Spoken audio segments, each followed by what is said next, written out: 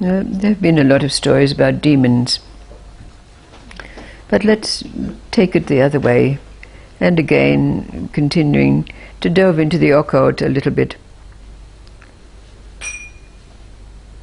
In the chronicles of the great saint Ramakrishna, it's told that there was a period in his life where he immersed himself in each of the great religions, and he also wanted to experience what it was like to be a woman. I suppose you could say it was claiming his feminine side or something like that. So he dressed as a woman, he lived in the women's quarters, he acted as a woman. And in his immersion in each of the great religions, he practiced all of the rituals that were dictated by each of them. And in the end, it's described how the great founders of each of these religions entered into him. There's even one chronicle which describes how he sees Jesus Christ coming towards him, a tall figure with a great hooked nose, and this figure enters into him. Now there's also a personal anecdote. It's just a story like other stories, but after arriving in Hawaii and before meeting Divine Mother and knowing of Ramakrishna, I came in contact with a Chinese yogi master, and after doing her seminars and being initiated by her, etc., etc., it precipitated for me what I call about 1.5 years of being off the planet.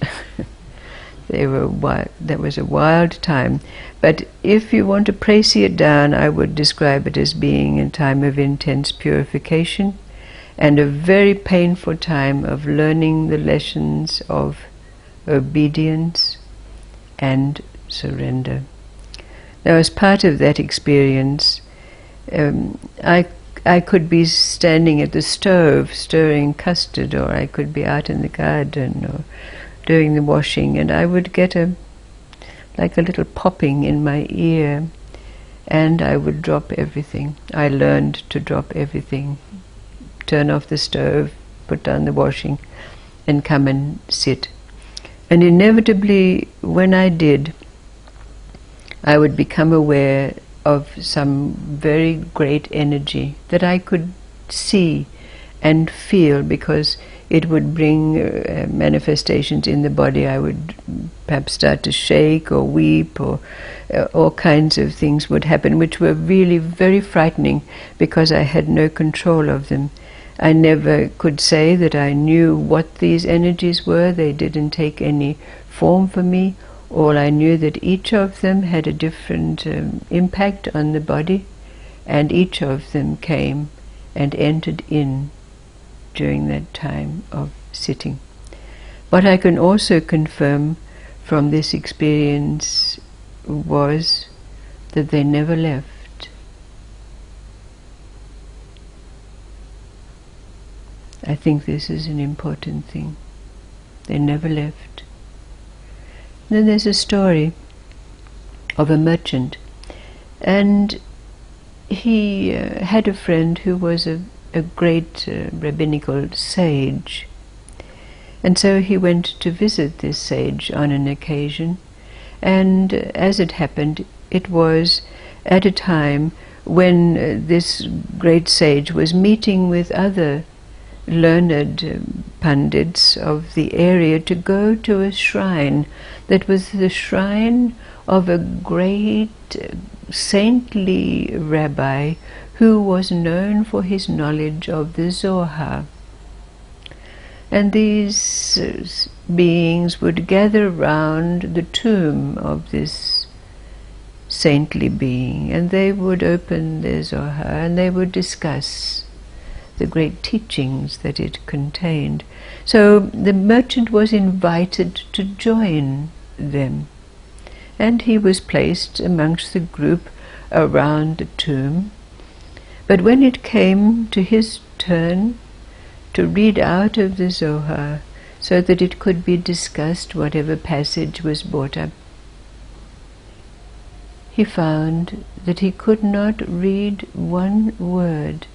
It was written in the ancient language of Aramaic, and he knew nothing of Aramaic, nor in fact did he know anything of the Zohar. So he was very, very ashamed.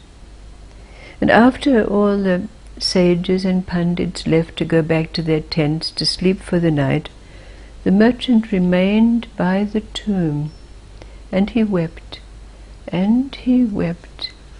He wept and he wept, tears of shame and loss.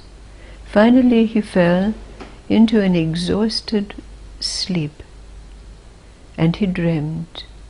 He dreamed that the great saintly sage, Shimon was his name, came to him and said, "Cease your weeping. You will know the Zohar as I do." When the merchant woke up, he felt that there was a great change had taken over him. He felt more peaceful, more whole than he'd ever felt before.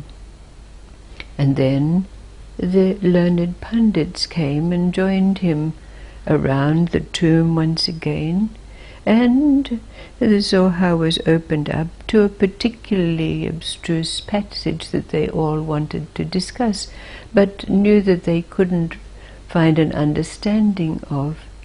But very meekly and humbly the merchant said, "Oh, may I add to this?"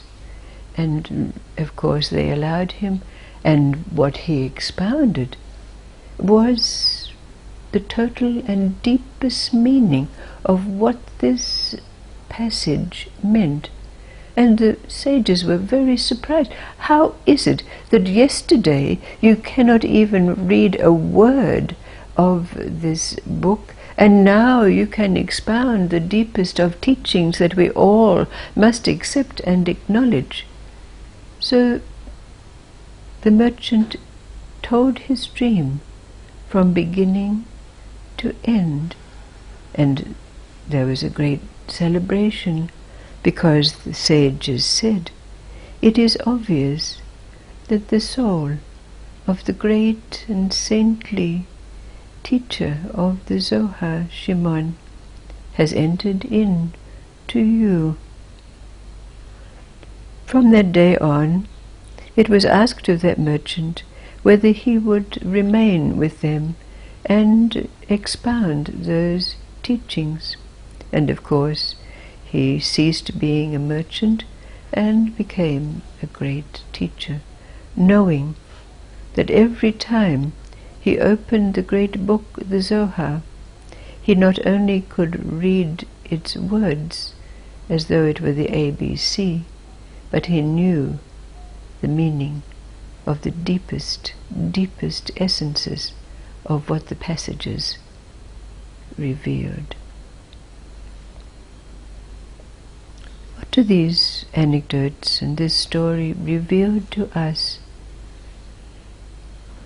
Knowing that we've had our experiences, whatever they might be, what does it mean for you? Where are you at now in relationship, bringing us back to this question that remains? What is your relationship with life now? And to answer this question, we've had to traverse this pathway of embracing and being embraced by what we call Satchitananda, existence, knowledge and bliss, which means that all the levels of life in all their forms and through all their dimensions have been embraced. We've been immersed in them and embraced by them. How then do we answer this question? What is your relationship with life now? And how do these anecdotes and this story impact on that understanding for you?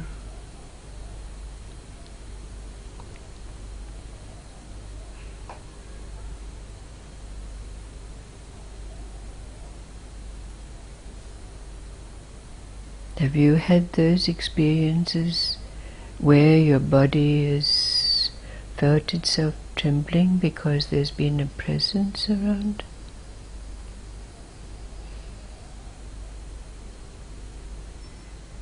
What happened from that? Did your fear have you pushed them away? Were you embraced and immersed? Are you holding anything back in your life now for fear that it might be a demon?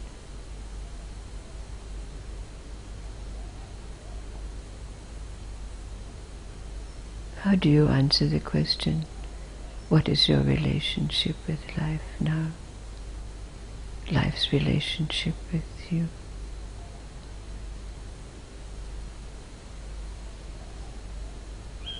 Have you learned obedience and surrender?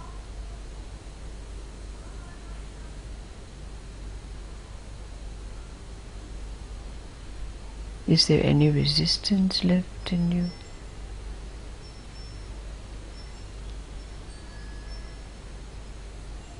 And knowing that the end of suffering comes with the end of resistance.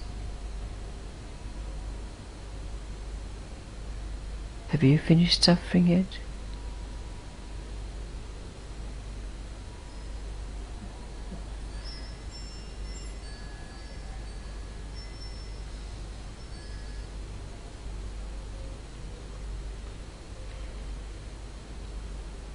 The end of suffering is the end of resistance, is it not?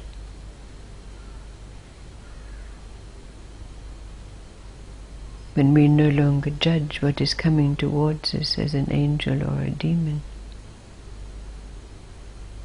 shudder with the thought. We know the stories. What if a leprous man were to walk towards us now? Would we see the leprous man first and shun him? Or would we allow him to be embraced and then see his leprousness? What's your relationship with life?